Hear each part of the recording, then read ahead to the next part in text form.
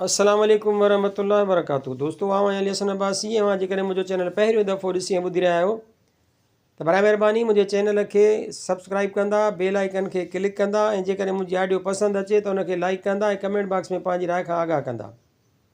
किताब जो नालो आहे लोक कहाणियूं, जिल्द ॿियो, बादशाहनि, वज़ीरनि ऐं सौदागरनि जूं ॻाल्हियूं। मुरतब डॉक्टर नबी बख्श ख़ान बलोच, छपाईंदड़ सिंधी अदबी बोर्ड, जामशोरो सिंध, छापो 5 जनवरी 2014 ईस्वी। हीअ ॻाल्हि उतर तालुके कक्कड़ मां अहमद ख़ान आसिफ़ खां मिली। कहाणी आहे अक़लमंद छोकिरी। हिकिड़ो बादशाह त अलावा पर हू ज़माने जे टुकरीअ जो बादशाह हो। उहो बादशाह चांड्रो की राति में महलात जे अङण में सुतो पियो हो। ख्वाब लधाई त हिकिड़ी थालीअ में बाग़ बीठल आहे। उन बाग़ में केतिरा ई गुल ऐं मेवा आहिनि। हिकिड़ो आराई आहे जो उन जे बाग़ मां गुल ऐं मेवा कचा तोड़े पका पियो पटे, खेसि रोकण वारो आहे ई कोन। बादशाह छिरक भरे निंड मां सुजाॻ थियो, वॾे वीचार में पइजी वियो ऐं लधल ख्वाब खे दिलि में हंडाइण लॻो। पचाईंदे पचाईंदे मथां अची सुबुह थियो। बादशाह ॾंदड़ पाणी करे जॾहिं दरबार में आयो तॾहिं पंहिंजनि वज़ीरनि सां ख्वाब जी ॻाल्हि चोरियाई ऐं खेनि हुकुम कयाई त जल्दी ख्वाब जी ताबीर ॿुधायो। वज़ीर वीचारा शशो पंज में पइजी विया तो ख्वाब जी ताबीर कहिड़े नमूने करियो। थोरी साहित रखी बादशाह हिननि खां पुछा ॻाछा कई, पर कंहिं बि वज़ीर ख्वाब जी ताबीर कोन ॿुधायसि, जंहिं ते बादशाह खे ॾाढी कावड़ लॻी। वॾे वज़ीर खे हुकुम ॾिनाई त जे महीने अंदरि ख्वाब जी ताबीर न ॿुधाई त फांसीअ ते लटकायो वेंदे। वज़ीर वीचारो मुंझी पियो, सो बादशाह खां मोकिलाए घर आयो ऐं घोड़े ते संज रखी नाणे सां खुर्ज़ी न भरे वठी झंग मों कयाई। वाट ते जेको थे वाटड़ू मिलियुसि तंहिंखे ख्वाब ॿुधाए उन जी ताबीर ते पुछियाईं, पर कंहिं बि माण्हूअ ताबीर कोन सलियुसि। आख़िर हलंदे हलंदे हिकिड़ी माथिरीअ में वञी पहुतो। परे खां ॿकिरियुनि जे हिकु वाड़ नज़र आयसि। छा ॾिसे त हिकु नींगरी वेठी आहे जा ॿकिरियुनि जे फरनि खे पई पाणी पियारे। वज़ीर बि हो उञायल, सो नींगरीअ खां पाणी घुरियाईं, जंहिं खेसि खटोले ते विहारे पाणीअ जो वटो भरे उन में थोरा कख विझी आणे खेसि ॾिनो। वज़ीर खे ॻाल्हि ख़राबु लॻी, पर उन सबबु पुछियो ई कीन। कखनि खे आहिस्ते आहिस्ते परे कंदो ढुक ढुक करे पाणी पीअणु लॻो। जॾहिं पी ढव कयाई तॾहिं छोकिरीअ खां पुछियाईं त पाणीअ में कख छो विझी ॾिनई।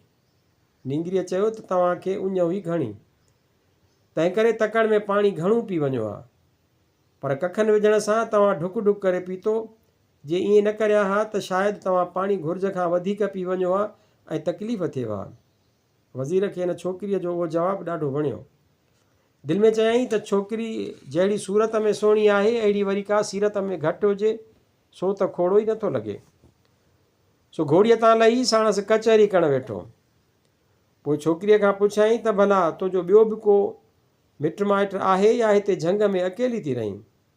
छोकिरीअ जवाबु ॾिनो, तव्हां हिते पंहिंजे पीउ माउ सां गॾु रहां थी, पर हींअर बाबो वियो आहे धूड़ धूड़ सां मिलाइणु ऐं अम्मा वई आहे कूड़ मां सच करणु ऐं अधो वियो आहे मिटीअ मां माणिक पैदा करणु। वज़ीर छोकिरीअ जूं ॻाल्हियूं ॿुधी वधीक हैरत में पइजी वियो। दिलि में चयाईं त जेकॾहिं ख्वाब जो ताबीर कंदी त इहा छोकिरी कंदी, न त ख़ैर ई ख़ैर। हाणे ख्वाब जो ताबीर पोइ पुछां, पहिरियां संदसि माइटनि बाबति पुछां त उहे केॾांहुं विया आहिनि। सो चयाईं त न्याणी तो मूंखे 3 ई ॻाल्हियूं माम में ॿुधायूं आहिनि, हाणे उन्हनि जा जवाब बि तूं ई ॾस। मूंखे त ख़बर कान पई त तो छा चयो। छोकिरीअ वरंदी ॾिनसि त जे अव्हां मूंखे न्याणी करे था सॾियो त आउं बि अव्हां खे पंहिंजे पीउ बराबरि थी ॼाणा। चङो, हाणे ॿुधो।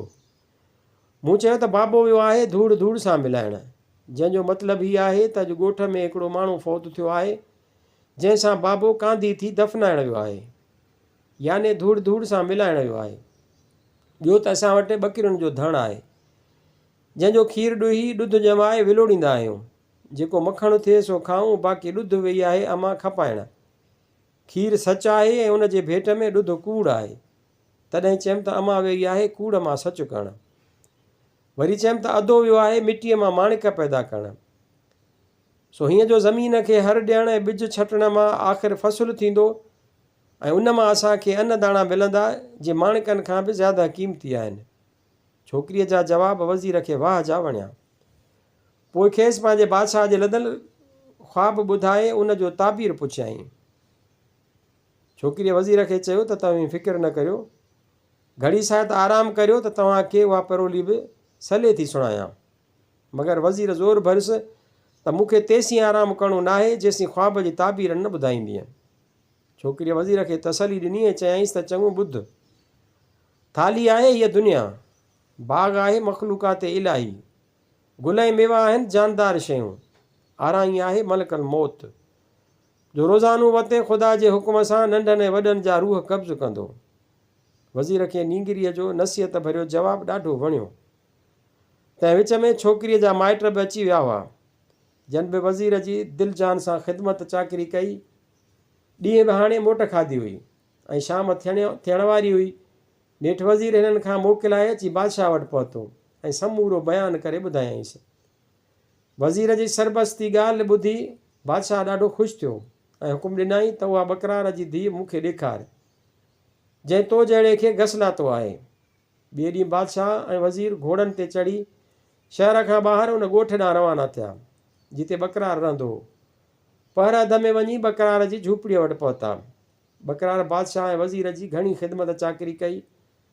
बादशाह नींगरी ॾिसी ॾाढो ख़ुशि थियो ऐं बकरार खां उन छोकिरीअ जो संग पंहिंजे शहज़ादे लाइ घुरियईं।